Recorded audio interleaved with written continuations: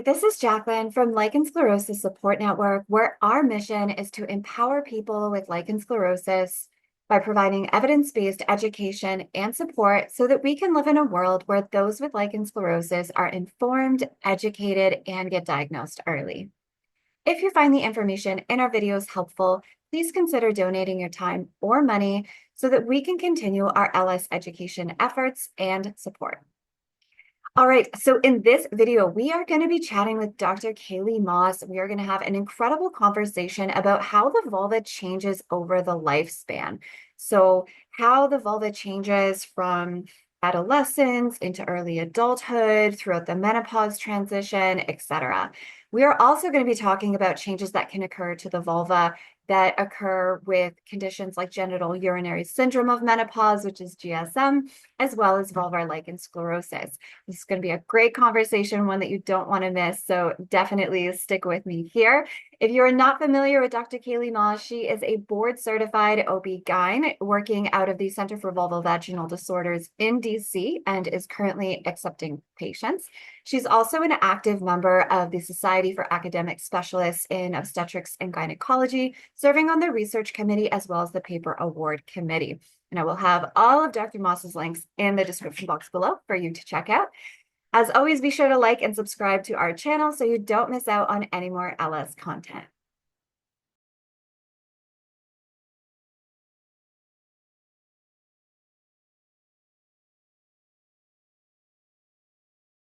All right, here we are, Dr. Moss. Thank you so much for joining us today. I've been super excited to do this video with you for a while now, so I'm glad the day is here. I'm also really excited, so thanks for having me. Of course.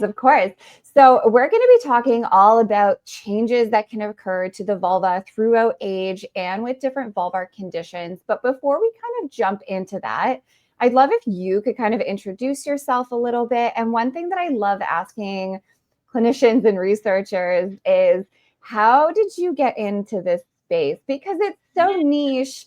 And it can't be something that when you were little, you were like, in pre-K, they're like, what are you going to be when you grow up? And you're like, I'm going to do vulvas for a living, right? So I'm always like, at what point did you pivot into the space? What kind of motivated you and all of that? Yeah, I started out in more of the like princess astronaut vein, but I didn't get to be over 5'2", so that was not going to work out, at least the astronaut part. And so I was always, like a science and math kind of kid. But when I was, so I taught high school for a while after college. I studied biochemistry and then decided I wanted to go to medical school because I just realized sort of that the thing that lit me up was thinking about medical problems and, all the shows that I watched were medical, and I just sort of jumped in. And then around that time, I became a patient at a vulvar clinic. So University of North Carolina at Chapel Hill has, their minimally invasive gynecologic surgeons also have had a vulvar program at that time. I don't know what the state of things now, but I saw a clinician there named Dennis Zolnow, who was really amazing. And it was right around the time that I was going to medical school. So not only was I entering the realm of being sort of more of a clinician mindset, but I was also sort of on this journey on my own sort of personal health. And she knew that I was going to medical school and encouraged me to think about doing, some of the work with her that she was doing. And so while I was in medical school, I wrote a case report on a vulvar pain condition. And then, residency, I was just absorbed by, learning everything I could about gynecology and obstetrics. And it's so broad that I wasn't really focused on vulvar issues at that time, although I did have a really amazing mentor there, Deborah Bartholomew, who's at the Ohio State University, who taught us a lot about vulvar issues. And then I was in general practice at Hopkins for a while, and Andrew Goldstein knew a colleague that I was working with who and had mentioned that he was looking for someone, and I sort of thought back to my own journey and just general interest, and it seemed like a really good fit. And here I am. Amazing. I love that. Okay, so we're going to talk about vulvas a lot. Now, before we talk about, vulvas and all the changes, we really have to start at the beginning. So what is the vulva? What are the main parts and what are their functions? Walk us through that. Yes. So the vulva is the external genitalia in people who typically are born with two X chromosomes. It is like a fascinating area of the body. It is so complicated and it involves a lot of different layers of the embryo. So the tissues can behave really differently. If you start sort of from the outside in, there's a labia majora, which is the area on the vulva, the external genitalia that has hair and is sort of a different texture than the labia minora, which are the smaller skin folds that are further towards the vaginal opening. Inside the labia minora, there are these borders. You can kind of see if you're looking at a vulva, you'll see the texture changes from the outside of the labia minora, sort of moving towards the vaginal opening. And that area is called the vestibule. It's incredibly important for sexual function. It's a ring around the vaginal opening, just like a vestibule in a house is the transition from the outside to the inside. The vestibule in the vulva is the transition from the external vulva into the vagina. And so it's this transitional area that's really important because it provides a lot of the slipperiness of lubrication that's important for comfort during sex. And it also, if it doesn't have the right hormonal support, can be an area where there's a lot of discomfort. And in the vestibule, the opening of the urethra is there. That's where urine comes out when you urinate. And then there's also the hymen, which is this ring of tissue around the opening of the vagina. And then above, and can't forget the maybe the most so moving up above the urethral opening where urine comes out is an area, the external part of the clitoris. So it's a bump. It's very, very sensitive, the most innervated part of the body. And it's covered by a hood ideally would move back and forth to kind of protect this very sensitive area. So there's the hood of the clitoris and the clitoris itself. The clitoris itself is large. It's much bigger than you could appreciate externally. But the external part of the clitoris is right above the urethra and sort of in between the labia minora. Yeah, and we'll flash both diagrams of the kind of external part of the clitoris and the internal part of the clitoris because it's actually really cool. Like I think I was probably 32 when I learned that there was an internal structure. To me, it was just the outside and I had no idea. And there's so much on the inside. It really blew my mind. Well, and if you look back to when we knew that, the reason you didn't know it for a while is because no one knew it for a while because we didn't study the clitoris until, I don't know, it's been like the last 7 or 8 years that someone really sort of decided to be more detailed in the full structure. Right. Yeah. So that makes a lot of sense. But yeah, so we're definitely going to post a picture for anyone that's like, what do you mean the internal part? Nice. What are some of the functions? What are the purposes of some of these structures? Like the labia majora, some people think that it's there to kind of, or both labia, some folks think it's kind of there to like protect and keep kind of things outside of the vestibule. What's the function of the clitoris? And I guess the different parts of the vestibule as well. Yeah. So working our way sort of outside in again, I would say the labia, these two sort of types of skin folds are there to protect the area. I also suspect the labia minora provide some mechanical lubrication in the area, right? Like they move more easily. So if you're having insertional intercourse, they can move with whatever is going into the vagina, which I think that's my own suspicion. I don't have a scientific for that, but just like thinking about it, because I do find that people have changes to their labia minora. Sometimes that can make them a little more vulnerable to pain conditions. And then moving in the vestibule is super important for lubrication. So another sort of way that intercourse can be more comfortable. And then the clitoris is really important for sexual pleasure. It sends the signals to the brain that can help facilitate orgasm. You don't have to have a clitoris to have an orgasm, and there are people who can have orgasm without clitoral stimulation, but I would say the vast majority of orgasm originates with the stimulation of the clitoris, that very sensitive area. And then again, when you see that internal structure, you'll also realize that sometimes when folks are orgasming from kind of vaginal penetration, some people are like, well, it's kind of rubbing up against the internal part of the clitoris. So in a sense, there still is some clitoral stimulation, even if there is, just vaginal kind of penetration occurring. So that's great. Yeah. And then let's talk now about how these structures can change throughout the lifespan. So let's start from kind of puberty into adulthood. What changes can kind of occur here? So we're all born with estrogen receptors in lots of places in our body. There are tons of estrogen receptors in the labia minora and majora, clitoris, and vestibule. And as people who have ovaries approach puberty, those ovaries begin to make much more estrogen, and the estrogen influences the structures of the vulva. Usually the labia minora become more prominent. So if you're changing a little girl's diaper, then you'll notice that they're not very prominent, but they become more prominent over time with the influence of estrogen and testosterone probably as well. And then the opening, that vestibule and the hymenal remnant become larger to accommodate insertion. The hymen is a strange structure. It's a structure that can be present or absent. It's not necessarily always there for everyone. But it can, with movement, it can open more. So that can also change in terms of just the opening of the vagina to accommodate intercourse. And then, the clitoris and the hood of the clitoris become more prominent as well. With changes of puberty. And then sort of the other end of the spectrum is as menopause happens and the ovaries make less estrogen, and there's less testosterone from the adrenal glands, those structures become less prominent. So you sort of, those structures can increase in size with puberty and then regress in size with menopause. Kind of interesting because we never learn these things about our bodies, do we?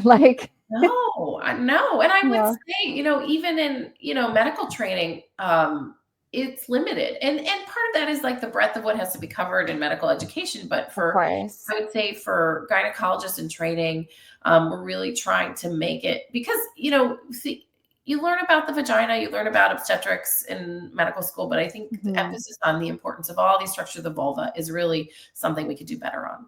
Yeah, 100%. And something to emphasize here also is how different vulvas can look in general. So not everyone may experience, larger labia moving through puberty, right? So labia size, color, texture, shapes, it's also varied. It's also diverse. And for the most part, that's so okay. It's not indicative of anything wrong with the body in a physiological sense at all. It's not, oh no, my labia is smaller, there's something wrong. Not necessarily.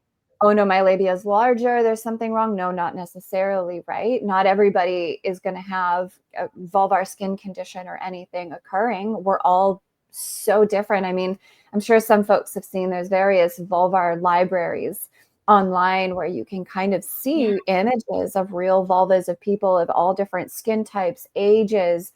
And it's just, I mean, there's some similarities. Like all of human experience. There's a watercolor maybe we can put up. I don't know if it's allowed to. Yeah, I was going to say, we can't post that, but we could do like a watercolor.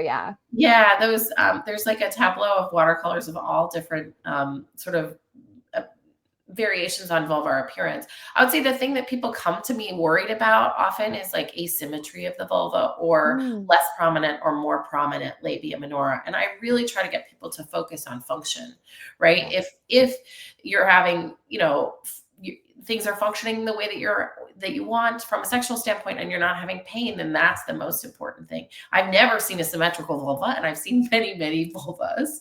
And so symmetry is not common. And and the other thing is there's just no right or wrong size of the labia minora as long as you're having the function that you want. Right. Yeah, that's a great point.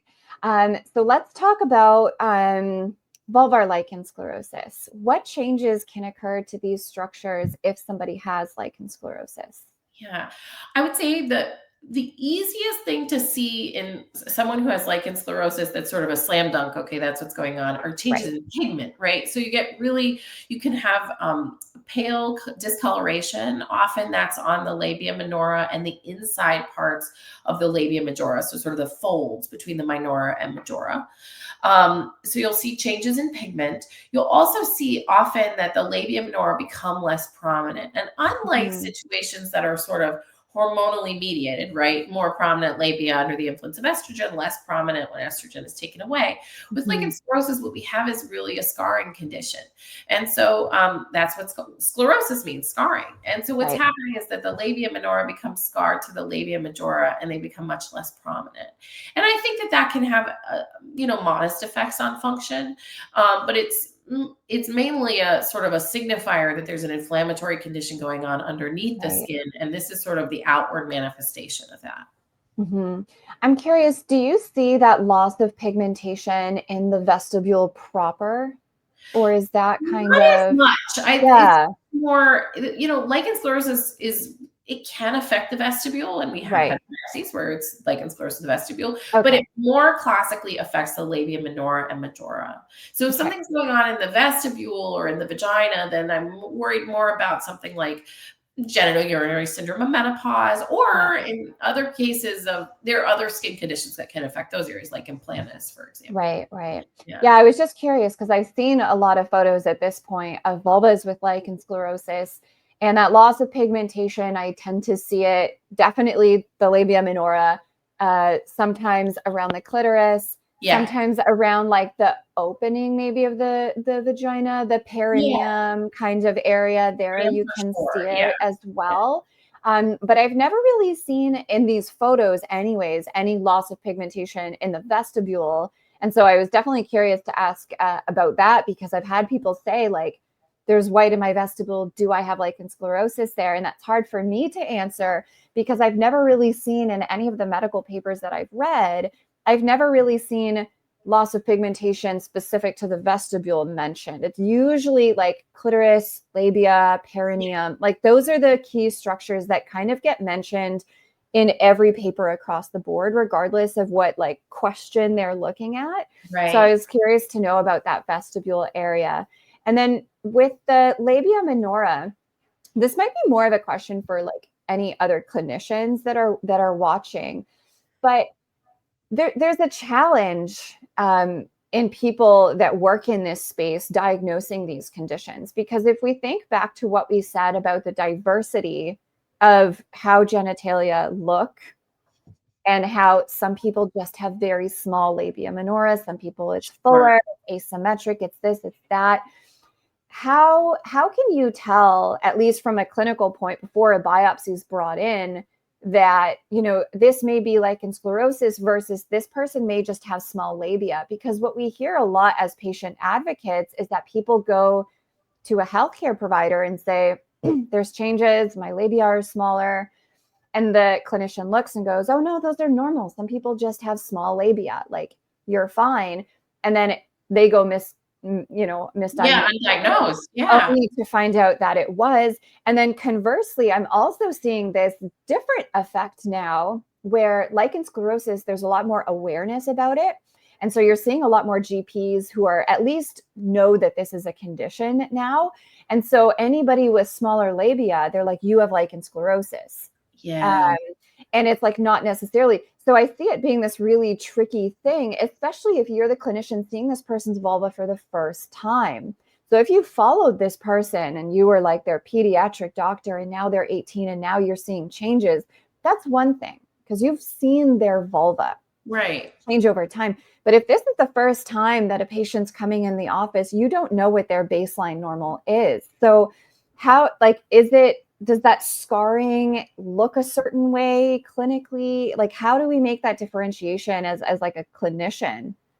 One of the things that you see early is textural changes. So not as much the prominence of the labia minora, but like what the skin texture looks like. You'll see this sort of crinkling wax paper textural change, but it's also just about listening, right? I mean, if a patient is feeling they have symptoms or they're having distress over changes in their vulvar appearance and they say that they're progressive over time, I think that's a really important thing to listen to. We know in analogous situations that like it's not so much important to have a, it's more important, for example, in the world of breast health, it's more important that you incidentally notice a change than it is to have someone look at your breasts and examine them.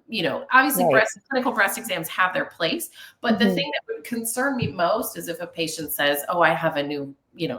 problem here. And I think the same thing is true for vulvar health. We just have to honor patients' experiences. Yeah. 100%. 100%. That's something that's very much lacking. And hopefully that starts to change in the next few years for sure. Yeah. So, okay. So we've mentioned the vestibule. We've mentioned the labia. How about the clitoris up here? Poor clitoris. We forgot. I've left it last, but saving the best for last, right? Yeah. So yeah, the thing that happens with the clitoris is that the inflammation of the hood of the clitoris seems to predispose it to stick to the clitoris itself. There are a number of terms for that. We can call it adhesions, so sort of like sticky tissue between the hood of the clitoris and the clitoris. Some people will call it scar tissue. I think it can be reversed. So scarring feels very permanent, but sometimes there are things we can do to fix it. So adhesions feels like the right term, but we also sometimes will use the analogous sort of male term of phimosis, because the hood of the clitoris is analogous to the foreskin of the penis, and so sometimes if the foreskin of the penis gets stuck to the glands of the penis, then we'll call it phimosis, and sometimes people will use that same term for the hood of the clitoris being stuck to the clitoris itself. Right. Yeah. So basically what we're talking about here, if this navy blue hood, that's the hood, and this pink little ball here would be the glands. So what can happen for some people with lichen sclerosus is that this hood can stick to and start to cover over. And this can happen in degrees. Yeah. Right? So sometimes there may be adhesions just on one side. So if you try to pull it up and retract, you can see the glands move. You can see the glands on this side, but not on this side. You can see that this is stuck. So there can be different degrees of it. And then some people like myself will get to the point where it's completely covered over, such that when you try to retract, i.e. pull it up, it doesn't move and you can't visualize the glands at all. Right. So this can happen in degrees. And so when this happens, how does that impact function? If we think that the main function of the clitoris is kind of pleasure, how is that impacted by this change that can occur with lichen sclerosus? So I think that anytime you have a covering over the clitoris, it's going to be less sensitive. And so people will definitely have diminished sensation. Now, whether that has a functional impact is super variable. Humans are amazingly adaptable, and sexual function is particularly adaptable. So there are people who will have full coverage of the clitoris, but they're still able to stimulate the prepuce and have orgasm and not have a substantial change in sexual function. However, there are other people for whom that blunting of sensation means that it's very difficult for them to have an orgasm. It may take a lot longer for them to stimulate the clitoris in order to have an orgasm, or they may not be able to have one at all. Right. The other thing that can happen is if the hood of the clitoris is stuck to the clitoris itself, the underside of the hood of the clitoris still makes dead skin cells. And generally those skin cells would slough off with normal mobility of that hood. And if they can't slough off, they can accumulate. So you can have, this substance called smegma accumulate, which makes it even less sensitive, because there's not only the layer of the prepuce over the clitoris, but there's also this layer of debris between the clitoris and the outside. So that can diminish sensation. And then sometimes that smegma, that debris can harden and create something called a keratin pearl, which can be really uncomfortable. It's like having a piece of sand in your eye or something. It's a very sensitive area. And so to have a little hard ball of material there can be really uncomfortable, make sexual stimulation unpleasant. Yeah. And that's definitely something that I was struggling with when I did. And I have completely reversed. I have full mobility of the hood now. But when it was completely covered over, that was something that I was struggling with a lot. And it is very, very painful. Definitely not something that's going to put you in the mood for any kind of sexual activity, like whether it's with a partner or not. It was just like, no. And then it is interesting, because I kind of see anecdotally when I talk with different people with lichen sclerosus, what I see is that there doesn't seem to be a correlation between the degree of fusing or adhesions and your ability to have pleasure. So to your point, I'll talk to some people who have full phimosis, but no pain. So they don't get any of those keratin pearls, completely covered over. And they say, well, I'm not really looking to get a surgery or anything, because honestly, like, my function's not impacted. I can have full orgasms. It's not causing me pain. I don't have tightness. So I'm perfectly fine the way things are. And then I'll conversely talk to people who have, like partial adhesions, maybe adhesions on one side only, and there's still some mobility of that clitoris, and they'll report significant diminished sensation. So, and everything in between. So it's not necessarily the case that if you have complete coverage that you're going to lose sensation. It's really kind of all over the place. Yeah, it's really variable. You're Mm-hmm. absolutely right. Yep. Yep. Yeah. And then how about in terms of, let's talk about the vestibule a bit and how that's impacted by lichen sclerosis. It's an area that causes a lot of concern, probably because it's the home of two structures that are very important, i.e. the urethral opening where we pee out of, so important, and then the vaginal opening where there will be things inserted either sexually or not, because that's still an area that may have things inserted if you need a transvaginal ultrasound, if you have to insert a tampon, if you need a speculum for an exam. So how can those two, the urethral opening and the vaginal opening, are those affected by lichen sclerosis in terms of function? And if so, how? I would say they're less commonly affected. Again, lichen sclerosis can be present at the vestibule, but it's much less common. And Mm-hmm. anytime we see effects at the vestibule and the urethral opening, then we're starting to think, all right, are we missing a different kind of skin condition? Because lichen Right. sclerosis can coexist with lichen planus, another autoimmune condition that Yeah. can cause ulcers and painful scarring in the vestibule more commonly. Mm-hmm. The other thing is that lichen sclerosis sometimes often coexists with genitourinary syndrome and menopause. So if we're Mm-hmm. seeing changes in the vestibule, lack of lubrication, pain, pallor, which is lack of pigmentation, then I'm thinking that there may be a need for hormonal support to this tissue as well. Right. Right. Yeah. And I do recall we had a conversation with Dr. Rachel Rubin, just specifically focusing like exclusively on lichen sclerosis and and the urethra and urethral health. And I asked her, do you have people, because when folks get diagnosed, a big concern is, oh my God, my urethra is going to fuse over and I'm not going to be able to pee. And to Yeah. be fair, that is a very scary thing to think about, because not being able to pee is a medical emergency, right? So to think I just have this condition and now I may not be able to pee and they're going to have to like surgically open me up, like that's terrifying. And so I was curious in Dr. Rubin's practice, especially as someone who's primarily a urologist, how often does she see that happening? And she said she's never had a patient with vulva that had the urethral fusing, and that in people with vulvar lichen sclerosis, the urethra isn't as much affected. If you have penile lichen sclerosis, that's where you see more of the urethral impact. They tend to be a lot more impacted by the urethral health than folks with vulvas. So that seems to correspond with what you're seeing as well, not so much the urethra being impacted. And so if there is something going on with the urethra, to your point, get that detective hat on and start to see what else could be going on here. And then in terms of the vaginal opening, we've heard about kind of LS kind of narrowing the introital, and there can be scar tissue that forms not specifically, but, for folks who tend to tear at the vaginal opening / fourchette area, there can be scar tissue built up. So how does that kind of impact function there? Yeah, so that's a perfect transition, because the one thing I will say is that external vulvar lichen sclerosis can cause, if you start out with the labia, like sort of the labia minora on where my fingers are, Mm-hmm. if you get a little trauma because the skin is prone to scarring because of that inflammatory condition, the body tends to heal by taking hurt surfaces and sticking them together. Right. And unfortunately, what that can mean is a buildup of scar tissue that sort of zippers down from the interior part, the front part, or from the back, the same thing. Things tend to scar left to right. And the problem with scarring left to right is that eventually takes the opening from here to here. And that's a problem, because it can make any kind of insertional activity, medical, sexual, obstetric, much more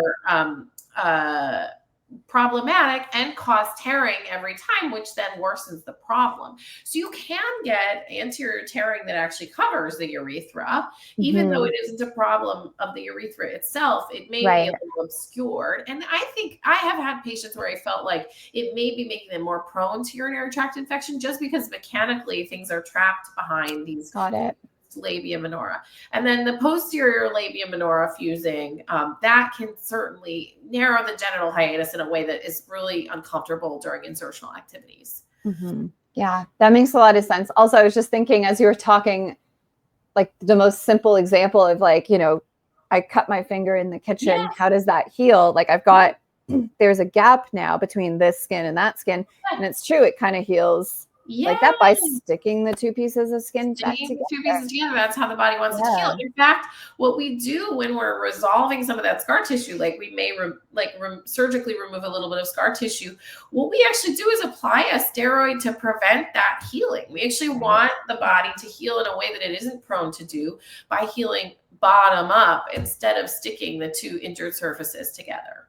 Mm-hmm. Yeah, I've heard that before, which is really, really fascinating. It makes a lot of sense if you think about it. But yeah, so let's transition over to how the vulva changes through menopause, and specifically changes that can happen with GSM, which is genitourinary syndrome of menopause, because there can be a lot of overlap there, and it can be very tricky to discern on your own as a patient, like what changes from GSM, what changes from lichen sclerosis, do I just throw more steroids on, or am I making it worse? So I'd say the anatomy of it is important in terms of discerning. So what's happening externally and what's happening at the vestibule. The vestibule and the vagina tend to be much more affected by GSM. GSM affects a lot of areas of the body. Right. We realized recently that there's certainly musculoskeletal effects and cognitive effects. And so it's not surprising that these can have significant effects on the vulva. But in the vulva, I think of the tissues that are most vulnerable as being those mucosal surfaces. So those are the tissues that are more sort of wet at baseline. You would expect to have sort of a mucus barrier rather than the external keratinized skin, which is smoother and drier and can sometimes have hair on it. So the mucosal surfaces are in the vestibule, the urethral opening in the vagina. And those areas, if they have less estrogen, which everybody has less estrogen today than they did yesterday, but it really drops off when your ovaries stop ovulating. Right. So when you don't have that, the tissue becomes thinner. It doesn't make the lubrication that you had previously. And it also doesn't make the slipperiness, the surfactant that's in the lubrication to make it work well from a mechanical standpoint. So you tend to be prone to tearing and trauma to the tissue, and also just discomfort. People will often describe like a sandpaper feeling or a burning feeling when anything mechanically rubs the tissue in the vestibule and the vagina if they have insufficient hormone. Right. That makes sense. And so I've heard a lot of folks with LS, say, oh no, LS is now going up into my vagina. It's spreading into my vagina because I'm burning up there and it hurts and it's dry. And, and now I don't know, should I just put my steroid up there? And yeah, that's typically my thought too. Although as a non-MD, I can't. Yeah, there are conditions where steroids are indicated there, but like Lichen planus could be one of those. But yeah, so that's one of those things where I typically say for the most part, like external LS, if it's going internal, see a clinician for an evaluation because it's likely something else other than, lichen sclerosis. And then we were talking earlier, I think you mentioned that as we move through that menopause transition, that the labia minora can also get smaller as well. Yes, it can be less prominent for sure. Yeah. So, and I guess this is something that trips people up sometimes too, is especially folks who are in that phase, who might be managing quite well with their LS, and then all of a sudden they realize their labia is getting smaller, and they default assume that that's LS. And so let's say they were maintaining on a 2-dose, Monday, Thursday kind of schedule. They see their labia kind of getting smaller over time. Now they think, oh no, like, does that mean it's flaring? Does that mean the LS is progressing? Does that mean I should kind of treat on a flare protocol versus a maintenance protocol? And so that's kind of tricky. And so would you say if that's happening, that the best thing to do would be to kind of speak to a specialist to get evaluated, to get a better understanding of, is this GSM and is this not? Because if it is GSM, my understanding is that there's some kind of hormonal component that needs to be addressed. And so if the changes that you're experiencing, whether it's, you know, the labia are shrinking back, there's discomfort in the vestibule, if you're just throwing steroid at that, it's not going to do anything if what it actually requires is hormones. Yeah. You're probably vulnerable to things like urinary tract infections more so than if you've had sufficient hormones. So yeah, absolutely get evaluated. You know, it's about function. So if you're noticing external changes, but you haven't had a change in function, you have to assess, like, is this something that I'm going to seek a medication for? But if you are having changes in function, then you really do need to be evaluated. I mean, that's part of just like annual well woman care would be that hopefully someone is looking at the vulva and the vestibule and saying, this is paler than it has been in the past. I notice you're more uncomfortable with exams. You know, how are you doing from a functional standpoint? Is this a time when we should just, based on your experience, start thinking about putting a little topical hormone at the vestibule and inside the vagina to help cover GSM? Yeah, and that's interesting that you say like it's a little bit paler, because I think I had seen in a couple posts recently, not by you, but by someone, that GSM can cause kind of like pale, like pallor to kind of the vulvar skin. So I think that's another thing that might trip maybe an inexperienced clinician up. Again, pallor, loss of labia, oh no, LS. And even like patients too, like, you know, when I'm at that stage and I start seeing pallor, you know, as a patient, I might think, oh shit, like, yeah, oh no, it's active LS, you know? So it's interesting to note that GSM can also kind of cause a bit of that pallor, but it won't come, my understanding, it wouldn't come with that scarring or that change of texture with GSM. Yeah. Now, I think now the one exception I will say is that sometimes with GSM, people can get cuts that also heal and can cause some narrowing in a way that can mimic LS. And so that can be harder to tease out, less commonly, but I do think sometimes people will get a little bit of tearing that's related to hormonal status more than it is an inflammatory skin condition. Okay. And so again, something that like you would need hormones to address that if the tearing and fissuring is coming from a GSM place. So again, why it's really important to see an experienced clinician that can discern between the two, because I mean, like, it doesn't seem like easy work to do, honestly. There's a lot of overlap sometimes. Now I'm curious, are there any other vulvar conditions that can cause changes to the physical appearance, kind of in line with what we've been talking about, changes to the labia, changes to the clitoris? Are there any other conditions that can change the structure? Yeah, so certainly lichen planus can be associated with a lot of those changes. There's a condition called plasma cell vulvitis, probably related to other kinds of inflammation in the vestibule, and that can certainly cause ulcers that cause sort of that left to right scarring we were talking about. Okay.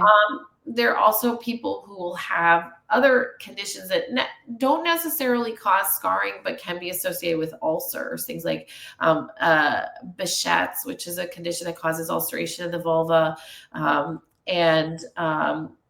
There are also some other things that there are people who will have these inflammatory ulcers that pop up after they've had a viral illness. And yeah, those are called Lipschitz ulcers, the name that they previously had. There's now a new acronym, I think, that we're referring to.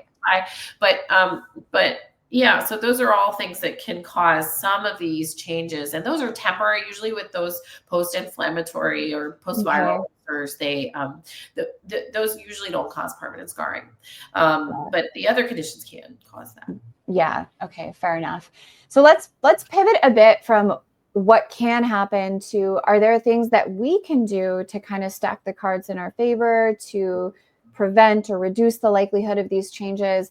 And let's tackle that first with VLS and then with GSM. Yeah, with LS, we know that patients who are on a maintenance steroid regimen or some sort of suppressive regimen, because there are some newer drugs that I think constitute suppression, may not be steroids, but most people do really well with steroids, are on a regimen where they have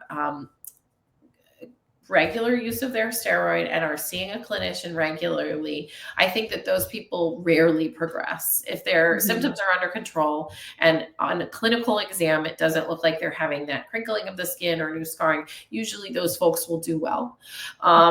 And so it's important to be on a good suppressive regimen and to see a clinician regularly. We usually say every 6 months. And the reason where we got that number is that there's data from, obviously lichen sclerosus is associated with precancer conditions and rarely cancers, but more than the general population. But it seems that people who have regular vulvar exams and are on a suppressive regimen have a very similar rate of cancer to the general population. So you can really reduce your risk. And so I'm sort of extrapolating from that. We sort of extrapolate from that to say like, hey, we want to make sure that you're not developing a cancer, but also that you're not progressing in terms of scarring. And I think if you're doing those things, suppressive regimen, regular exams, then usually your risk is low. Yeah. And I will say from like my own lived experience, I've been in clinical remission for almost 5 years, no symptoms in those 5 years. And I maintain 2 times a week with topical clobetasol. And I really haven't had much change to the vulva. If there's any change, it's nothing big enough that can be like super discernible to me. Like, could the labia have maybe got a teeny bit smaller? Perhaps. There could be these small changes, but nothing that I really notice that I think is obvious, and certainly nothing that my clinician feels is important to kind of point out in an exam hey, maybe we should change your dosing regimen. I'm seeing some changes.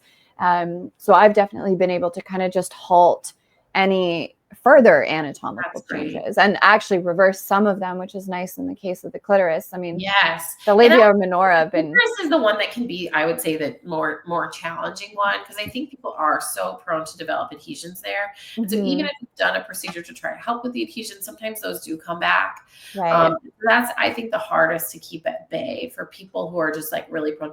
But there are 2 different studies that show that people presenting to a sexual medicine practice can have upwards of like 25 to 30% of patients will have some degree of scarring of the clitoris, of adhesion of the clitoris. So, people make this at baseline without an inflammatory skin condition, likely. And so it may be that there are just people who are prone to doing that. And LS probably worsens it, but it doesn't. And again, it's a question of function. Is this impacting you in terms of pain, in terms of your sexual health? Because again, some people do have these adhesions. Some people have adhesions and don't have any vulvar dermatoses and don't have any impact. There's no pain or sexual function impact. So they're just like, well, whatever. It is what it is, and same for VLS. This is about choice and function. Right. 100%. And let's talk about changes that occur that can occur during GSM. Is there anything somebody can do to kind of prevent those changes from happening or reduce the likelihood of these things changing? Yeah, the most important thing is if you are medically able to be on some sort of topical hormonal support, I think is important. Now, people's genetics are amazing, and there are definitely people who just waltz around and they have been in menopause for 10 years. They have no problems with sexual function. Their lubrication's great. They're doing great. Those people don't need medication. But if you are having functional changes, I liken it to, when I turned 40, I had to get glasses because I couldn't see anything up close anymore. And it was just an age-related change that needed to be mitigated for my function. And I think the same is true in terms of the vulva and the vestibule and the vagina. You do have an age-related progression in terms of estrogen and testosterone. And if you are able, I think at least a little bit of topical estrogen can make a huge difference in terms of sexual function and risk of UTI.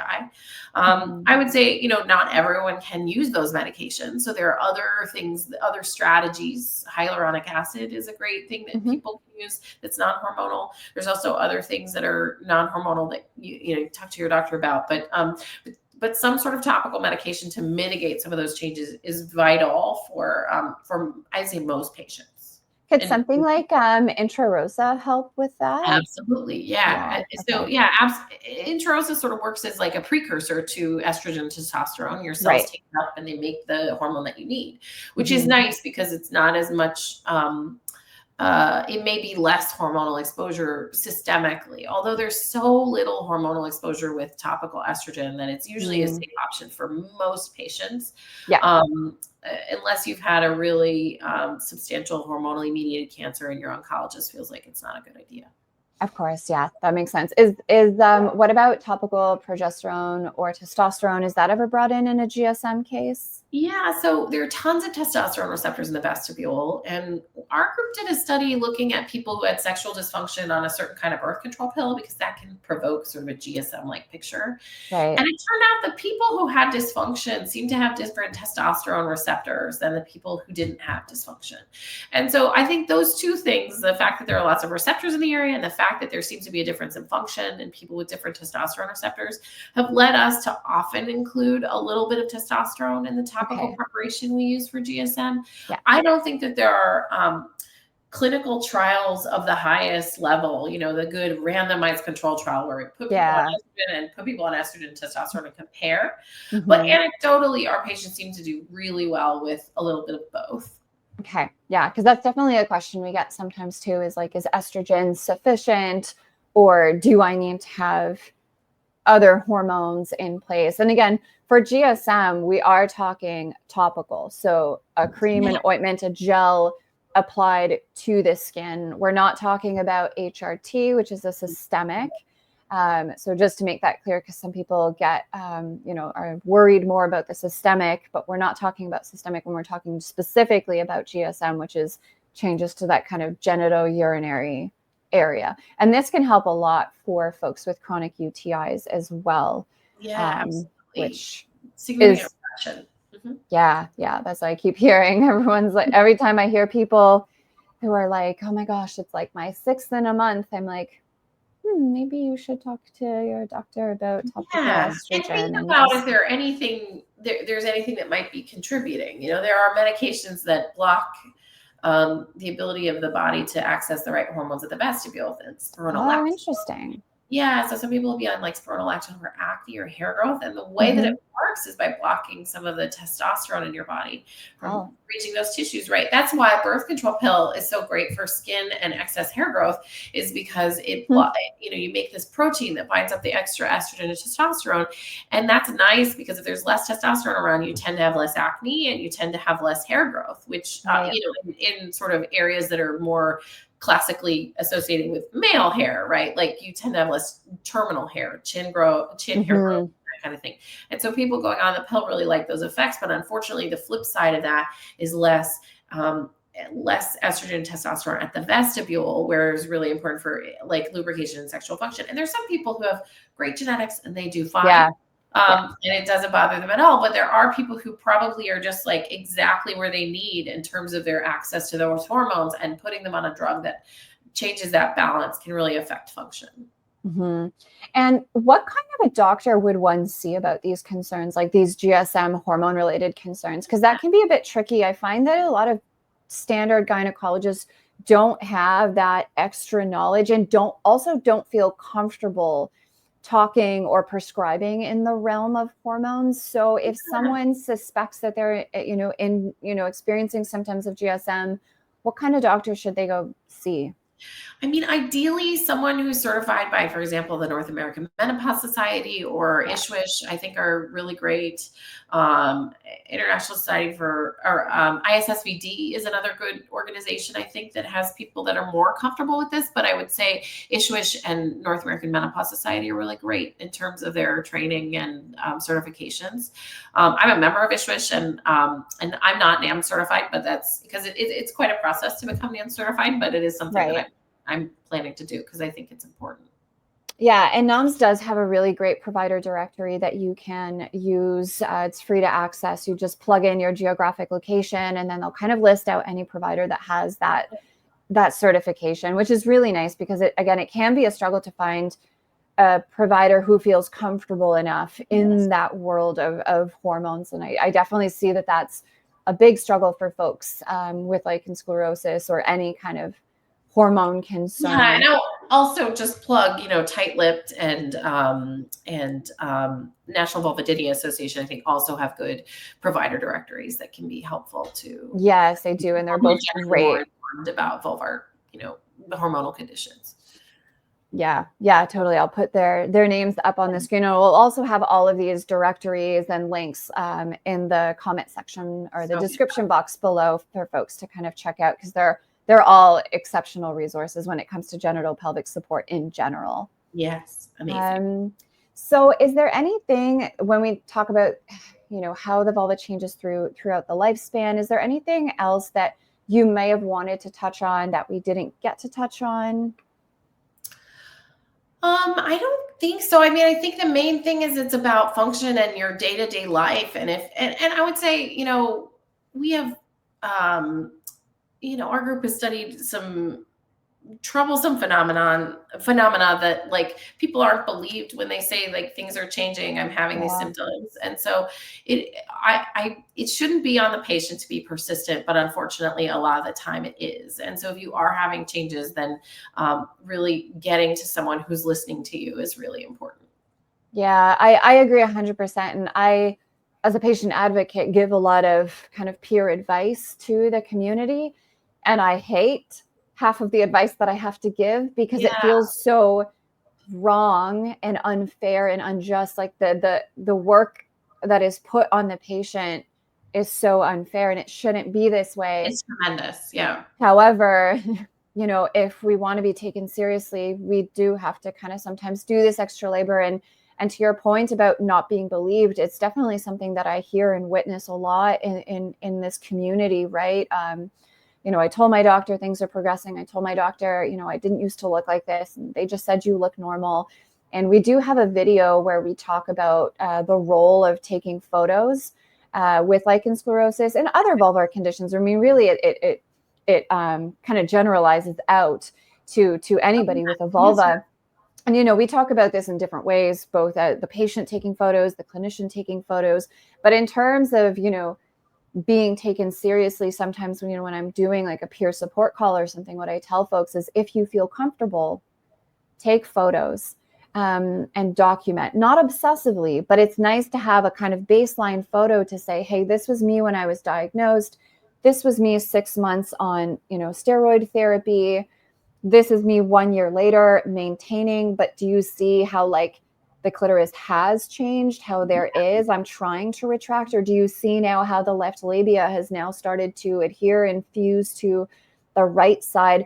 Because that's a kind of more objective piece that you're bringing to them. It's harder for them to say, no, there's nothing wrong when you're literally showing them.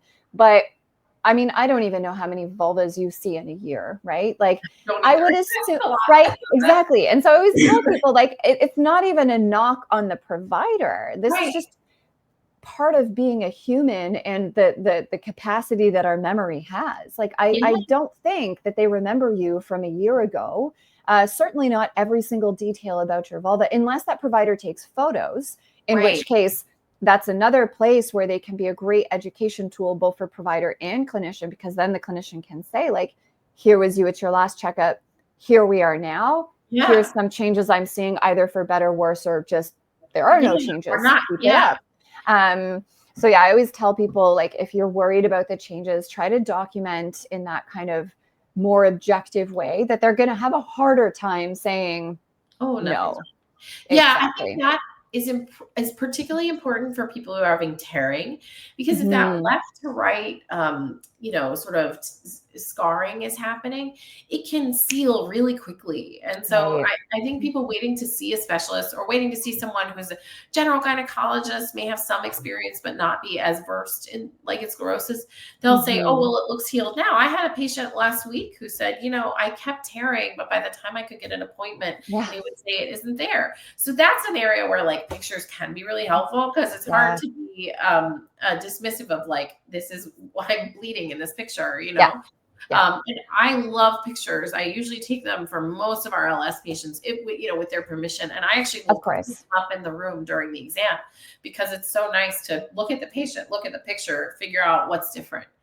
Yeah, 100%. I mean, my vulvar specialist takes photos too, and I love that she does that. She's like, do you consent? I was like, my gosh, with every part of my being, I consent. Like, please do this. But yeah, no, that's really good advice. And again, it's, hopefully we'll get to a point where we don't have this major gaslighting of things, but it's so true that, and especially for folks in certain geographic locations where access to doctors can take months.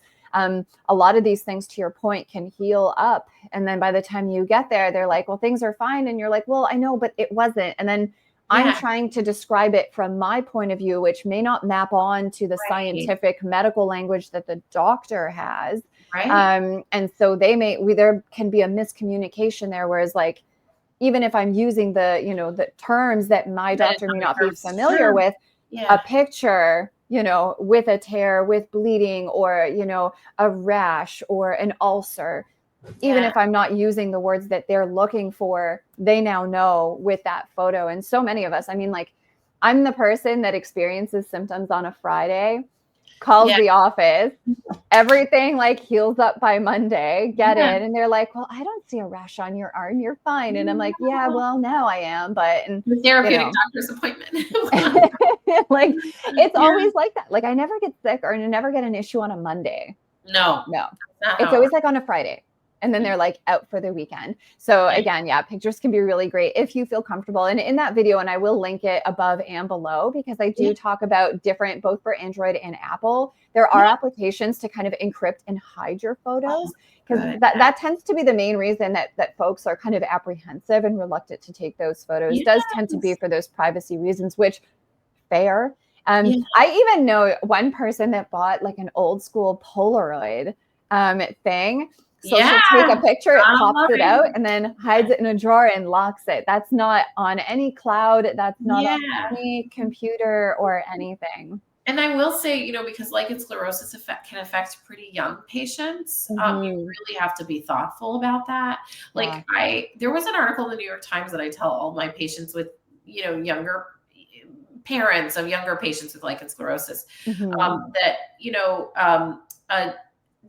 a father had concerns about his son, his genitals. He asked the clinician asked him to send a picture, and that picture was flagged as part of the cloud, and he lost access to all of his cloud applications because it was flagged as, child genital photo inappropriate.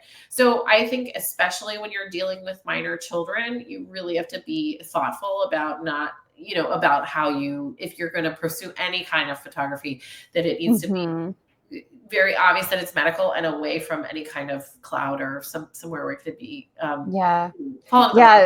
That's great advice. I mean, I know a lot of parents are subscribed to this channel who have children with, lichen sclerosus. And so, and they're often left out of the conversation too. So, I would avoid any kind of phone pictures. It's probably good practice anyway. They're so young. 100%. I think for me, just, closing out, I just want to say that, regardless of the changes that have occurred to your body, you are still worthy, you are still attractive. It doesn't take away from your value as a human being. We're all out here just trying to do the best that we can. And you're doing the best that you can with your medication and advocating for yourself. And it's hard and it's exhausting, but you are still so, so worthy, even if, you have lost parts of your anatomy. Yeah. And thank you so much for the beautiful work that you do. Yeah, thank you. And thank you so much for all these, for this conversation and for all the insights that you've shared. And for folks that may want to connect with you or even be a patient, how would they go about doing that? Yeah, so my Instagram is Dr. Chailee Moss, but Chailee is spelled a little bit funny. You'll see it on the thing, but it's ChaileeMoss. And then same on Reddit. And then I'm on YouTube, I think actually the same as well.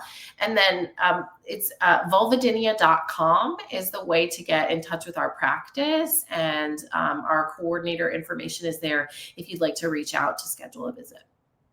That is awesome. And you are located in DC. That's right. Yeah. DC. I also have privileges and in New York, and so occasionally I'll operate here with Dr. Goldstein, but generally I'm in DC. Perfect. Okay, well, thank you so, so much, Dr. Moss. This has been a great conversation. Thank you to everyone for listening. And that's it for this video. We'll catch you in the next one. Thank you so much. Bye.